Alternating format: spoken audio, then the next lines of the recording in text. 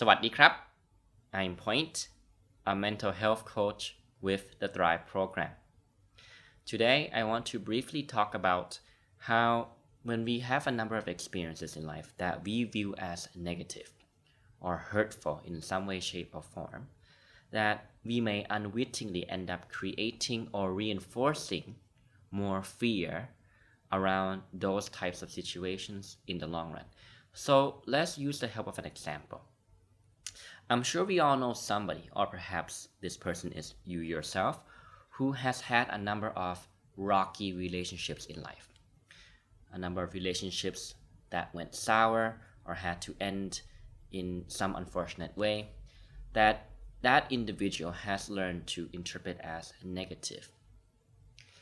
The way in which they responded to that situation could be something along the lines of, well, I'm going to put up walls, right? I'm going to distance myself from future relationships, and I'm going to put up walls because they could be coming from a place of fear of judgment or fear of failure or fear of getting hurt again, to name a few, right? But think about it. Each time you tell yourself that you need to put up walls when it comes to meeting new people or new potential romantic partners, for example, right? You may gain the benefit in a short run of having the certainty that you're not ever going to have to fail, or you're not ever going to have to face disappointments or face judgments from the other person in a case where you may come from a place of fear being judged, fear letting the other person down, to name a few examples, right? So that's the benefit in the short term. You are sure to be safe and be protected because you are guaranteed to not have to face those emotions. But you are at the same time unwittingly teaching your own brain that you don't have the sort of skills or resources to cope with and manage these types of situations or relationships in life. And therefore, you always have to run away from them. This is a common way in which fear around some type of situation is reinforced. Another example is, say, a fear of dogs. Let's say you may have been bitten by a dog since you were a child or a young kid.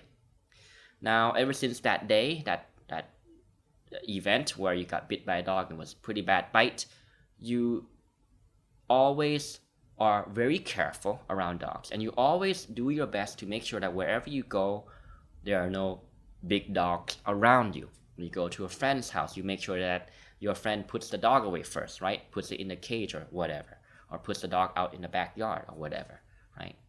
You may gain a benefit of being completely sure in a short run that you don't have to face that type of situation, and therefore you don't have to face the fears and emotions around it, right? But again, you are unwittingly training yourself or teaching your brain to believe that you don't have the skills and resources to cope with or manage or deal with these types of life situations. So that's how fear is reinforced and maintained. But do you notice that this entire process is all psychological in nature? So therefore it can be reinforced. But the first step in reversing this process is to gain some basic understanding of what's going on here. And that has to do with understanding the way in which your mind or your brain works, how your brain understands an experience and interprets it.